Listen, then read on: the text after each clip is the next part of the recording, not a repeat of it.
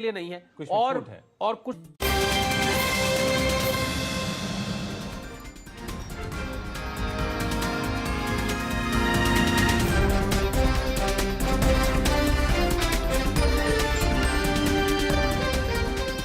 स्वागत है आपका 10 के दमदार ट्रेड्स में। आज बहुत स्पेशल दिन, हम CNBC आवाज़ का 18वां जन्मदिन मना रहे हैं। जी हाँ, 18 साल से बुलंद आवाज़ और 18 साल बादशाहत के, 18 साल आपके प्यार के और 18 साल आपके विश्वास के, और इसी को सेलिब्रेट कर रहे हैं। और इस क्रम को हम आगे बढ़ाएंगे। 10 के दमदार ट्रेड्स में हमारे साथ होंगे NAV इन्वेस्टमेंट के आशीष बहेती और एक्सिस सिक्योरिटीज़ के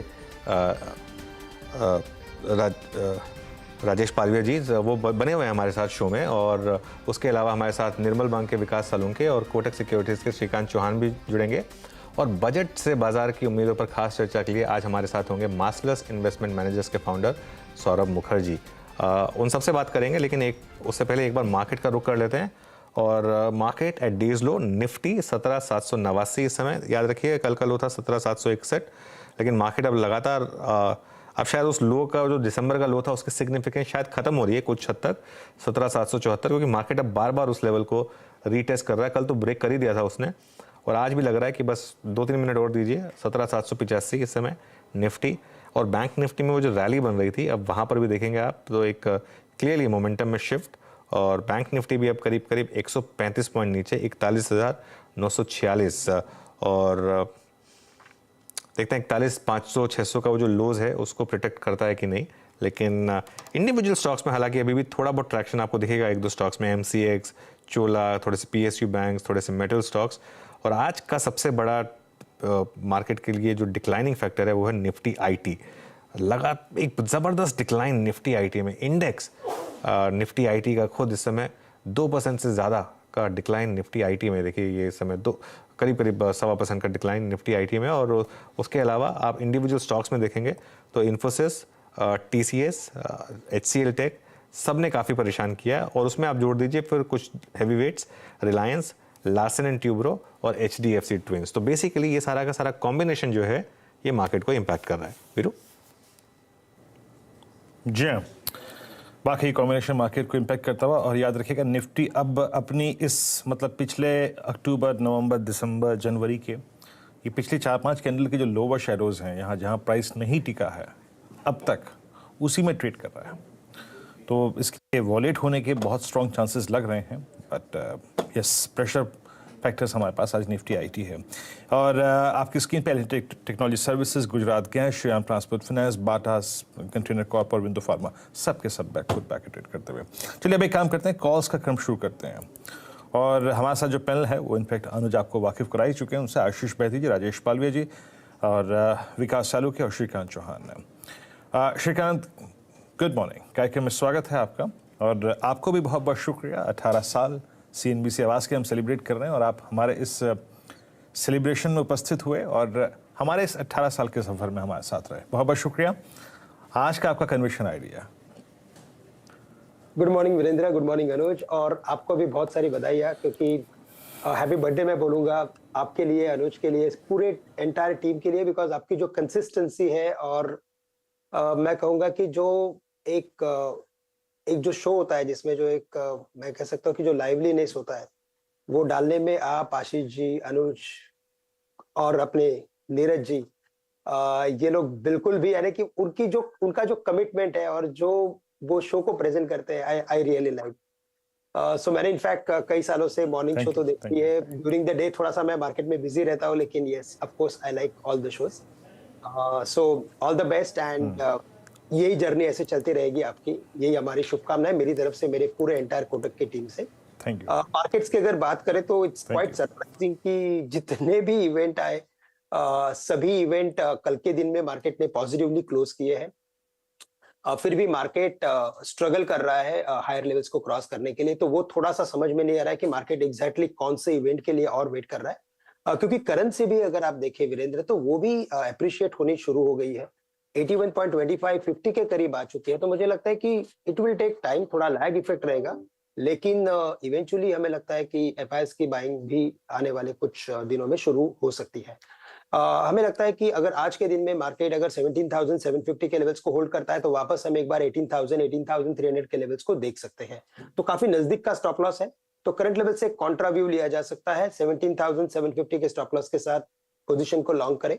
टारगेट्स रखे 18,000 के। और अगर मुझे सेक्टर स्पेसिफिक अगर कोई व्यू लेना है कन्विक्शन वे बेसिस पे, तो मुझे लगता है कैनरा बैंक को लॉन्ग करके चलना चाहिए, जो 320 321 के करीब ट्रेड कर रहा है। 320 के करीब ट्रेड कर रहा है। यहाँ पे हमें लगता है ये स्टॉक वापस एक बार 328 330 के लेवल्स दिखा सकता है। सो 314 के स्टॉप लॉस के साथ कैनरा बैंक को लॉन्ग करें। और जैसे कि मेटल्स में तेजी बनी है तो यहाँ पे हमें लगता है कि जिंदल स्टील एंड पावर इसे लॉन्ग करके चले। टारगेट्स रखे यहाँ पे 630 635 के और स्टॉप लॉस यहाँ पे रहेंगे अराउंड 595 के। कि जिंदल स्टील एंड पावर में बाय करके चलें आप, ये ध्यान रखिएगा आप। विकास जी गुड मॉर्निंग। विकास जी आपकी ट्रेड्स? गुड मॉर्निंग अनुज जी, गुड मॉर्निंग वीरेंद्र जी। पहले तो मैं सीएनबीसी के पूरे टीम को शुभकामना देना चाहूंगा, क्योंकि 18 साल बहुत बड़ी जर्नी है। हमने भी इसी जर्नी में हम यहाँ पे मार्केट में आए, फिर उसके बाद चैनल पे अभी मुझे भी ऑलमोस्ट 5-6 साल हो गए। हम लोग भी निर्मल बैंक से इसी चैनल पे आते हुए देखते मिल रहे हैं, और ये बहुत बड़ी जर्नी थी। सब क्लाइंट को भी हमारे यहाँ पे, सब जो व्यूअर्स है उनके लिए भी एक अच्छी जर्नी यहाँ पे देखने मिली है। तो मेरे और निर्मल बैंक की तरफ से बहुत बहुत बधाई है सीएनबीसी की पूरे टीम के लिए। देखो, ओवरऑल मार्केट की बात करो तो मार्केट में मुझे भी लगता है कि यहाँ पे एक सपोर्ट जोन देखने मिलेगा इंडेक्स में। और हमने भी हमारे क्लाइंट को यही बोला है कि यहाँ पे एक शॉर्ट थोड़ा नीचे में हम लोग भी यही पकड़ के चल के 17,740 और 17,700 एक मेजर सपोर्ट जोन देखने मिल सकता है, और एक पुल बैक रैली यहाँ से देखने मिल सकती है। मुझे भी लगता है टुवर्ड्स मंथली एक्सपायरी मार्केट वापस 18,200 18,300 इस रेंज में आते हुए देखने मिलेगा। तो मुझे लगता है यहाँ से एक pull back rally, bounce back rally यहाँ पे देखने मिल सकती है। तो मेरे दोनों भी कॉल जो है यहाँ पे बाय साइड रहेगा। पहला रहेगा आईसीआईसीआई प्रूडेंशियल, यहाँ पे मुझे अच्छा लग रहा है।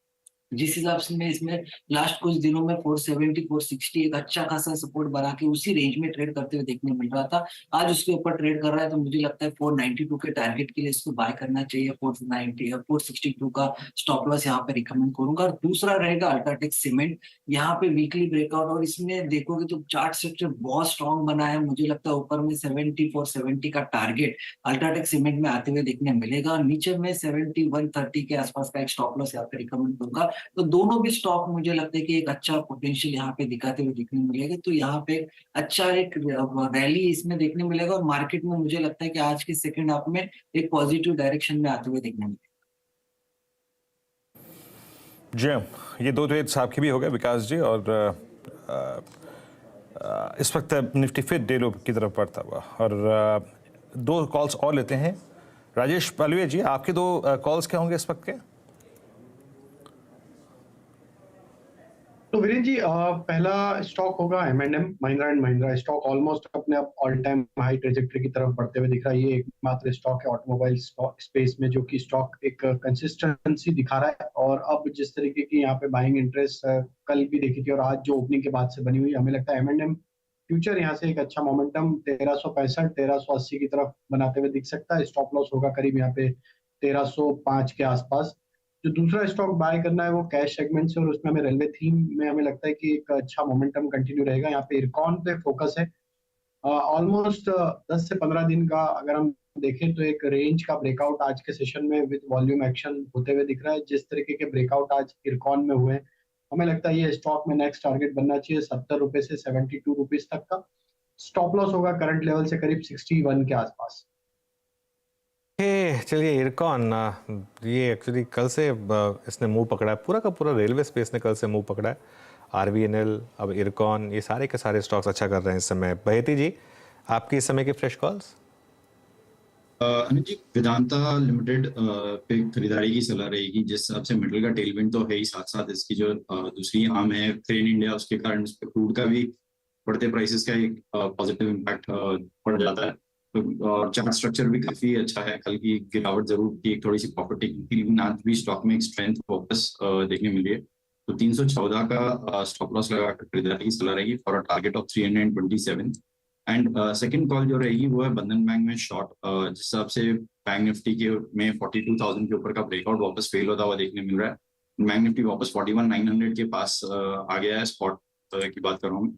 अगर शॉर्ट करना है तो हमें लगता है कि बंधन बैंक एक वीक काउंटर है और इसमें एक शॉर्टिंग अपॉर्चुनिटी ढूंढी जा सकती है। तो 240 का एक स्टॉप लॉस लगाकर अभी भी शॉर्ट किया जा सकता है फॉर अ टारगेट ऑफ 230। चलिए देखिए, आज फिर मार्केट में शॉर्ट ट्रेड प्ले आउट होता हुआ और ब्यूटीफुली प्ले आउट होता हुआ। इनफैक्ट आज आपको शॉर्ट पे निफ्टी ने ऑलरेडी ऑलमोस्ट 100 पॉइंट दे दिए। पूरे 100 ना भी मिले हो तो भी 80-85 पॉइंट तो आपको आराम से मिले होंगे अगर आपने निफ्टी में एक रीजनेबल रिस्क रिवॉर्ड के हिसाब से शॉर्ट किया होगा। और बैंक निफ्टी देखिए, अब जो 100 पॉइंट ऊपर था बैंक निफ्टी, अब वो आ गया 200 पॉइंट नीचे।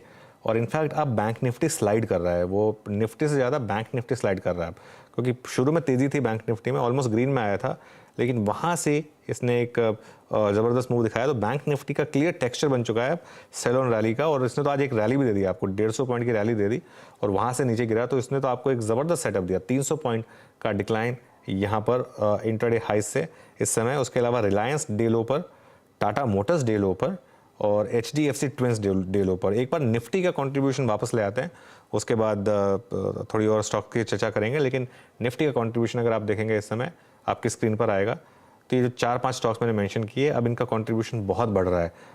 इनफैक्ट HDFC बैंक नंबर 2 पर पहुंच गया है अब। रिलायंस अभी भी नंबर 1 पर बना हुआ है कंट्रीब्यूशन में 26 पॉइंट का, और 12 पॉइंट का HDFC बैंक, लार्सन, HDFC। तो स्क्रीन जो है ना वीरू, अच्छी नहीं लग रही है स्क्रीन, 3-4 दिन से अच्छी नहीं लग रही है। हम लगातार कह रहे हैं कि मार्केट में कुछ तो गड़बड़ है। ये अब ये सिर्फ नर्वसनेस हो सकता है कि बजट में कुछ भी ना आए, मार्केट ऐसे ही नर्वस हो रहा हो, या मार्केट ऐसे ही एक थोड़ा सा एक मैसेजेस पहुंचा रहा हो फाइनेंस मिनिस्ट्री को कि प्लीज़ हमारे अगेंस्ट कुछ करिएगा मत, क्योंकि हम थोड़े से अभी नर्वस हो रहे हैं। तो ये कई बार करता है मार्केट, ऐसा मैंने देखा है हमेशा कि जब भी थोड़ा सा बज़ होता है, थोड़ी सी भी मार्केट में हल्का सा भी लगने लगता है कि कुछ आने वाला है, तो मार्केट इसी तरीके के मुंह दिखाने शुरू कर देता है। ये जो आप देख रहे हैं ये प्री बजट सेल ऑफ है, ये इसको और कुछ नहीं कह सकते, क्योंकि आज वरना क्यूज आपके सारे पॉजिटिव थे। आज आपके पास कोई रीज़न नहीं था मार्केट का गिरने का, ना तो मार्केट लॉन्ग था, ना मार्केट में कोई नेगेटिव न्यूज़ थी। इनफैक्ट न्यूज़ सारी पॉजिटिव थी, IIP, CPI, US का डेटा, डॉलर इंडेक्स, सब कुछ पॉजिटिव था, DIA की बाइंग, फिर भी मार्केट गिरा। तो क्लियरली आज जो है मार्केट ने आपको दिखाया कि एक मार्केट का इंटरनल टेक्सचर वीक हुआ है, ये इसका ग्लोबल क्यूज से कोई लेना देना नहीं है।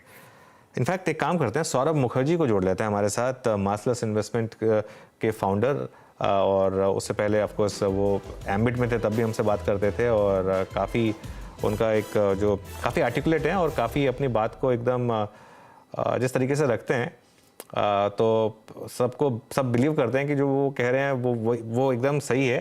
Saurabh ji, good morning. सबसे पहले तो इतने बड़े दिन पर हमारे बर्थडे पर जुड़ने के लिए शुक्रिया सबसे पहले आपको। हैप्पी बर्थडे सबको, आपके ऑफिस में आपके सारे व्यूअर्स को भी हैप्पी बर्थडे।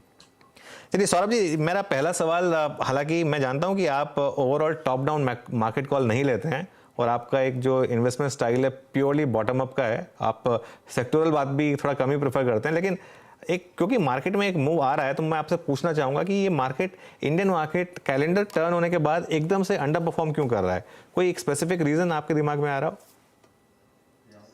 देखिए, मतलब from what I can see, जो लोगों को इंडिया में टेंशन है कि इकोनॉमी, दुनिया में रिसेशन आ रही है, जो हमारे क्लाइंट्स बोलते हैं कि दुनिया में रिसेशन आ रही है, जाहिर है उससे लोगों को लगता है कि जाहिर है इंडिया भी स्लो डाउन कर जाएगी। इन्फ्लेशन का माहौल बना हुआ है विदेश में, वेस्टर्न वर्ल्ड में इंटरेस्ट रेट्स ऊपर जा रहे हैं, तो एक मायूसी का माहौल कुछ हद तक स्पेशली डोमेस्टिक निवेशकों में है, कुछ हद तक विदेशियों में भी है। विदेशियों की बिक्री रही है, लास्ट 6 हफ्ते विदेशियों ने इंडियन मार्केट्स में सामान बेचा है, इक्विटीज बेचा है। सो ये रिसेशन, हायर इंटरेस्ट रेट्स का ऊपर होना, इन्फ्लेशन का ऊपर होना, इसी की एक मायूसी है। उससे ज्यादा तो मेरे को कुछ खास सुनने को नहीं आता। Main concern I hear is economic slow down and high interest rates, उसके वजह से शायद लास्ट 4-5 हफ्ते मार्केट में वीकनेस है। बट एज यू सेड, हम इतना ज्यादा इस पे दिमाग नहीं लगाते, हम अपने कंपनीज के ऑपरेटिंग परफॉर्मेंस पे, इकोनॉमी के ऑपरेटिंग परफॉर्मेंस पे फोकस करते हैं। और जैसे रिजल्ट से दिख रहे हैं, GDP डेटा से दिख रहा है, इन्फ्लेशन के आंकड़ों से दिख रहा है, इकोनॉमिक हालत और कॉर्पोरेट इंडिया की हालत काफ़ी अच्छी है, प्रॉफिट ग्रोथ बरकरार है, और इसलिए विदाउट टेंशन हम निवेश किए जा रहे हैं।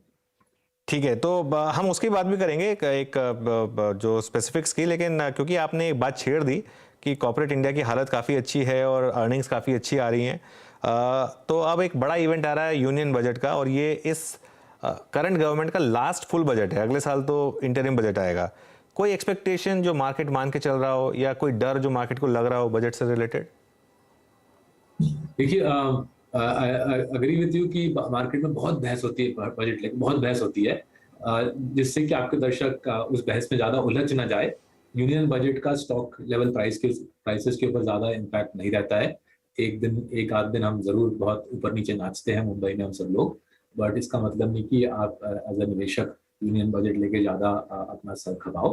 अब आपकी जो सवाल थी कि एक्सपेक्टेशंस क्या है, हमारी कुछ खास उम्मीदें है नहीं यूनियन बजट से। आई थिंक सरकार ने फिस्कल मैनेजमेंट अच्छा किया है। रेवेन्यू बॉयंसी, सरकार के टैक्स कलेक्शन में बॉयंसी अच्छी है, इसलिए उम्मीद हमारी इतनी है कि सरकार टैक्स रेट्स नहीं बढ़ाएगी। और साथ ही साथ एफएमसीजी कंपनीज के रिजल्ट देखें, फार्मा कंपनीज के डोमेस्टिक सेल्स देखें, एनआरईजे के कलेक्शन देखें, ये जरूर लग रहा है कि इंडिया में जो लोग 2 लाख से कम कमाते हैं उनकी इकोनॉमिक हालत थोड़ी पिटी हुई है। तो हमारी उम्मीद यह है कि सरकार गरीबों के लिए, 2 लाख के नीचे वालों, 2 लाख पर एनम और नीचे कमाने वालों के लिए सरकार कुछ रिलीफ लॉन्च करेगी, अनाउंस करेगी, शायद एनआरईजे को बढ़ाएगी, शायद ईसीएलजीएस स्कीम का कोई एक सबसेट लाएगी, जिससे 2 लाख से लेस अर्न करने वालों को कुछ राहत मिले। क्योंकि सारी तरफ से जो खबर आ रहा है कि वो वाली श्रेणी हमारी देश की काफी मायूसी में है। नहीं सौरभ जी, वो हम एक्चुअली मीडिया में हैं तो हमारे लिए सबसे बड़ा दिन होता है, इसके लिए वो हम थोड़ा सा सॉन्ग एंड डांस करते हैं। और क्योंकि और हमारे रेवेन्यूज़ का भी काफ़ी एक इम्पैक्ट बजट से लिंक्ड होता है, तो इसके लिए थोड़ा सा उस इवेंट को हम इसके लिए भी बड़ा बनाते हैं। लेकिन मैं वीरू को टॉस करूं उससे पहले मेरे पास एक और सवाल था, क्योंकि आज आपने हमें ज्वाइन किया है और हम एक बहस छिड़ी हुई है इस समय आईटी कंपनियों को लेकर। आप इस डिक्लाइन में आप आईटी को ऐड कर रहे हैं, या आपको लग रहा है कि अभी भी कुछ दिक्कतें हैं यहाँ पर, जिस तरीके की बॉडी लैंग्वेज है कंपनियों की? बिल्कुल, देखिए, सो मेरे को लास्ट ईयर कुछ समझ नहीं आता। लास्ट ईयर काफी लोगों ने मंदी करने की कोशिश की, काफी लोगों ने मंदी की भी आईटी के ऊपर की, आईटी सर्विसेज में कुछ मंदी आ जाएगी। मेरे को बिल्कुल समझ नहीं आया ये लॉजिक, ना तो एक्सेंचर के गाइडेंस से या एक्सेंचर के नंबर से, ना तो टीसीएस की गाइडेंस या नंबर से, ना तो इन्फोसिस की गाइडेंस या नंबर से। किसी भी स्टेज में लास्ट ईयर जो दुनिया के दिग्गज आईटी सर्विसेज कंपनीज है, ना तो उन्होंने वीक गाइडेंस दी, ना तो वीक नंबर छापे। बाय द वे, इन तीनों में हमारा बेनिफिशियल इंटरेस्ट है। मार्सेलस के क्लाइंट्स का भी टीसीएस में निवेश है। इन्फोसिस हमने 2-3 महीने पहले क्लाइंट्स को इन्फोसिस भी एडवाइजरी पोर्टफोलियोज में ऐड करने बोला था। तो आईटी पे जो लोग मंदी में होते हैं, वो मेरे को लगता है वो वैसे लोग होते हैं जो इंडस्ट्रियल रेवोल्यूशन, जब ब्रिटेन में इंडस्ट्रियल रेवोल्यूशन आया था, उसके हार्ट में जिन लोगों ने स्टीम इंजन पे मंदी की थी। आईटी सर्विसेज पे डिप्रेस्ड होना, नेगेटिव होना मेरे ख्याल से इलॉजिकल है। जिस प्रकार से क्लाउड का काम अभी भी 70% क्लाउड का दुनिया भर में काम करना बाकी है, जिस प्रकार से विदेश में एक टैलेंट शॉर्टेज है, जिस प्रकार से टीसीएस और इन्फोसिस ने पिछले 30 वर्षों में वर्ल्ड क्लास बिजनेसेस बनाए हैं, मेरे को लगता है इलॉजिकल है आईटी सर्विसेज पे बेरिश होना। और इसलिए आज भी हमारे ट्रेडर्स टीसीएस के शेयर्स खरीद रहे हैं। लास्ट वीक भी ले रहे थे, लास्ट मंथ भी ले रहे थे, लास्ट ईयर भी ले रहे थे। टीसीएस अगर आप देखें तो आपका प्रेफर, अगर आप अपने व्यू इस पे दिया। सौरभ जी, मैं एक एक करके और स्पेस अगर आप देखें जिस पर आप अपना व्यू भी दे सकें, या फिर उस स्पेस में कुछ एक्यूमुलेट किया हो, या फिर पसंद आ रहा हो, या फिर मैनेजमेंट से इंटरेक्शन हुआ हो आपको, तो प्लीज़ उसका जिक्र कीजिएगा। हमने सौरभ जी पिछले बजट से लेकर इस बजट के बीच में कैपिटल गुड्स में, इंफ्रास्ट्रक्चर में, कंस्ट्रक्शन कंपनियों में, रोड कंस्ट्रक्शन में काफ़ी अच्छा स्विंग देखा। आईआर भी अपने करियर के ऑल टाइम हाई पे था। एल&टी, सिमेंस, कमिंस सब चले। कैपिटल गुड्स में अभी आपको इम्प्रेस क्या कर रहा है, या फिर हाल ही में कोई छोटी कंपनी भी जिस पे आपने बात की हो, जिस पे काफ़ी पॉजिटिव आउटलुक हो आपको? देखिए, मेरे करियर में मैंने कभी ना तो कैपिटल गुड्स में पैसा लगाया है और ना ही कंस्ट्रक्शन में। कंस्ट्रक्शन में थोड़ा सा आंसर देना आपके लिए मेरे इजी रहे। कंस्ट्रक्शन में कोई कॉम्पिटिटिव एडवांटेज किसी कंपनी के पास है नहीं। तो इंडिया में हजारों की तादाद में लोग सिविल कंस्ट्रक्शन कर रहे हैं, हजारों की तादाद में कंपनियां सिविल कंस्ट्रक्शन कर रहे हैं या सड़कें बना रहे हैं। इसलिए return on capital, cost of capital के ऊपर लाना नामुमकिन है, और इसलिए आपका मेरा ऐसे कंपनीज में निवेश करके लंबा कमाने की अपॉर्चुनिटीज काफी कम है। कैपिटल गुड्स में कुछ हद तक थोड़ी कॉम्पिटिटिव एडवांटेज है कुछ कंपनीज की, एबीवीसी में जैसे कंपनीज के पास थोड़ी बहुत कॉम्पिटिटिव एडवांटेज है, बट यहाँ पे भी डीपली सिक्लिकल इंडस्ट्री है और फ्री कैश फ्लो कमाना, मोटा कैश कमाना डिफिकल्ट रहता है, इसलिए दोनों सेक्टर कंस्ट्रक्शन और कैपिटल गुड्स से हमने निवेश किया नहीं है। और उसी संदर्भ में हमने कभी कंपनी के साथ, बहुत साल हो गए होंगे, शायद 6-8 साल पहले किसी कंस्ट्रक्शन कंपनी से मैं शायद मिला हूँगा या किसी कैपिटल गुड्स कंपनी से मैं मिला हूँगा। ओके, चलिए अगर आप देखें कैपिटल गुड्स को, आप देखें अपने फॉर द टाइमिंग एक अवॉइड ट्रेजेक्टरी में रखा हुआ है। सौरभ जी, जब मुझे याद है CY22 के शुरुआती कुछ महीनों में आपसे बात हो रही, तो आपने ITC को उस वक्त एग्जिट किया था और आपने भली भांति अपना रीज़न दिया भी था उस वक्त।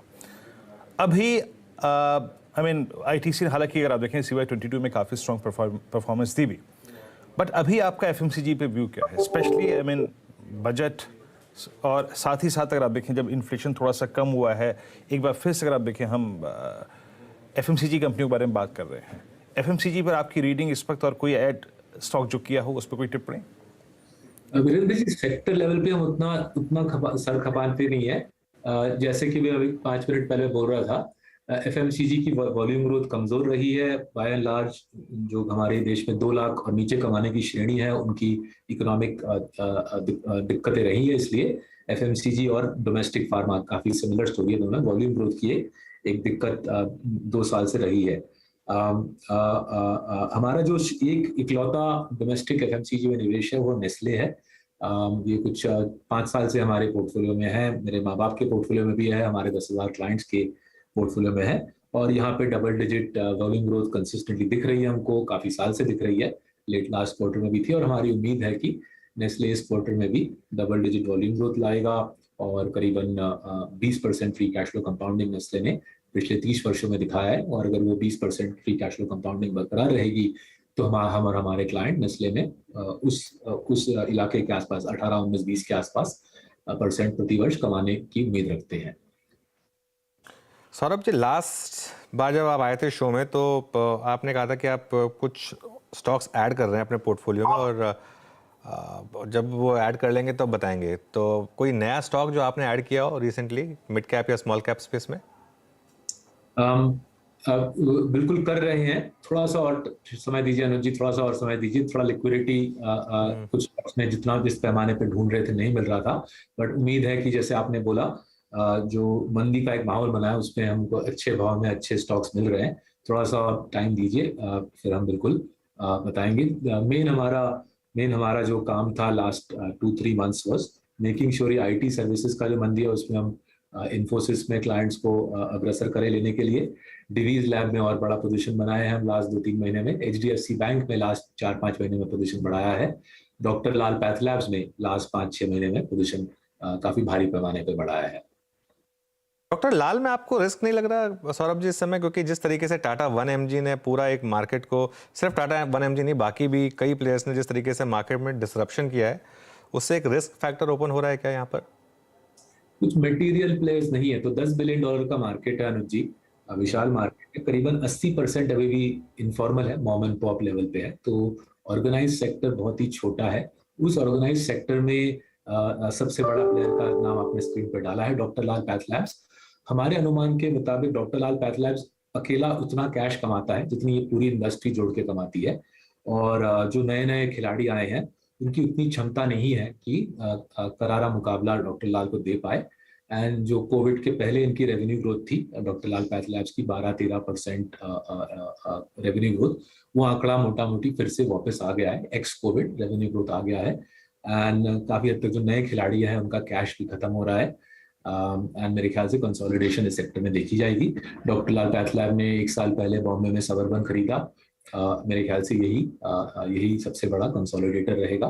कुछ हद तक अगले 10-20 वर्षों में जिस प्रकार से पेंट इंडस्ट्री कंसोलिडेट हुई है हिंदुस्तान में, मेरे ख्याल से पैथ लैब भी कंसोलिडेट होगी, और हमारे एनालिसिस के मुताबिक doctor Lal most likely consolidator है in a big sector, $10 billion sector, actually similar sector to paints रफली इन साइज। डॉक्टर लाल आज $2-3 बिलियन मार्केट कैप पे है, एशियन पेंट्स 30 बिलियन पे है, तो आप अनुमान लगा सकते हो कितना लंबा हमारे लिए यहाँ पे ग्रोथ रनवे है। अच्छा सौरभ जी, अभी तक तो आपके पसंदीदा और ऐड किए गए स्टॉक्स पर हमने चर्चा करी। एक व्यू आपका चाहूँगा मैं बैंक्स पे। CY23 में अब जिस जगह हम एंटर कर रहे हैं, ठीक है, अगर आप देखें इन्फ्लेशन की कल फिगर्स कूल ऑफ हुई हैं, बट बाजार को मोर लेस ये अनुमान है कि शायद 2 रेट हाइक्स 25-25 के हो जाएं अभी भी। ऐसी स्थिति में आप सर बैंक्स पे क्या आउटलुक रखते हैं आप? क्योंकि हमने पूरे CY22 में जो गेन्स हासिल किए वो बैंक निफ्टी की लीडरशिप में किए। अब बैंक्स किस परिस्थिति में है, यहाँ से कितना और रिवॉर्ड बाकी है आपके अनुसार? देखिए, एज आई सेड, हमारे इसमें कोई भी सेक्टर में उतना होमोजेनिटी नहीं है कि हम पूरे एक सेक्टर पे हम ब्लैंकेट व्यू यूजफुली आपके दर्शकों को दे पाए। Banks actually one of the most polarise sectors हैं, जहाँ पे 4-5 चोटी के बैंक्स 20-25% से अपना बैलेंस शीट ग्रो करते रहेंगे मेरे ख्याल से कंसिस्टेंटली। इनके लिए cost of capital, cost of funds ज़्यादा बढ़ेंगे नहीं। तो हमारे पोर्टफोलियो में HDFC बैंक है, कोटक बैंक है, हमारे फाइनेंशियल पोर्टफोलियो में ICICI बैंक और एक्सिस बैंक भी है। और अगर हम इन 4 बैंक्स के बाहर देखूं, स्टेट बैंक ऑफ इंडिया का भी प्रदर्शन लास्ट 3 साल में शानदार रहा है। तो अगर ये 5 बैंक्स आप ले लें, ये आपका मोटा मोटी पूरे देश का बैंकिंग सिस्टम इन्हीं के हाथ में बाय एंड लार्ज आ गया है। इनकी लोन ग्रोथ 20-25% से चलती रहेगी। इनका कॉस्ट ऑफ फंड्स, अगर रेट हाइक आए भी तो cost of fund materially improve नहीं होगा। इनफैक्ट मेरे को तो लगता है इस क्वार्टर, जो क्वार्टर भी रिजल्ट्स आने वाले हैं, ये नेट इंटरेस्ट मार्जिन और आगे, इनके नेट इंटरेस्ट मार्जिन और आगे बढ़ेंगे इनके। जैसे जैसे आपके दर्शकों को पता होगा, बैड डेट्स की सिचुएशन अभी काफी नीचे है। बैड डेट्स की कोई भी चिंता फिलहाल है नहीं, बिकॉज इकोनॉमी की हालत सुदृढ़ है। सो छोटी के जो 5 बैंक हैं, इसके पास, इनमें से 4 हमारे पास है। SBI में हम निवेश नहीं करते क्योंकि पब्लिक सेक्टर है, बट छोटी के 4 बैंक्स में जो हमारे को समझ आ रहा है, अगला 2-3 साल अच्छा आउटलुक है। एंड दैट अपार्ट, ये लंबे अरसे से अच्छे बैंक्स रहे हैं। HDFC bank, Kotak bank particularly लंबे अरसे से शानदार प्रदर्शन दिखाया है। और इसमें जैसे मैं बोल रहा था, HDFC बैंक में हमने पोजीशन बढ़ाया है लास्ट 4 महीने में। ओके, सौरभ जी बहुत बहुत शुक्रिया, आप इस कार्यक्रम में शामिल हुए और सभी अगर आप देखें सेक्टर्स पे, पहलुओं पे और अपनी होल्डिंग से राय रखी आपने। बहुत बहुत शुक्रिया आपका इस कार्यक्रम में शामिल होने के लिए। उम्मीद है आपसे बजट के बाद एक बार फिर से थैंक्स वेरी मच, बहुत बहुत शुक्रिया आपके शब्दों के लिए।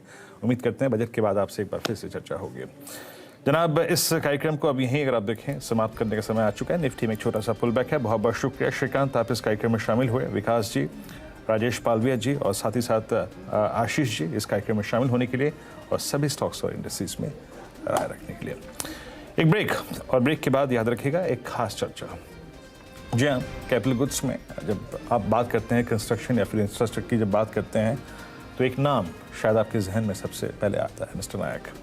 उनसे खास बातचीत CNBC आवाज़ के, अगर आप देखें 18 साल पूरे होने के क्रम में इस श्रृंखला में आज हम खास बातचीत करेंगे मिस्टर A.R. नायक से। इस खास बातचीत को आप सुन सकते हैं कुछ देर में, लगभग 10:27 पे, कुछ ही देर में, एक छोटे से ब्रेक के बाद इस खास बातचीत, इस खास अगर आप देखें नाम के साथ, छोटे से ब्रेक के बाद।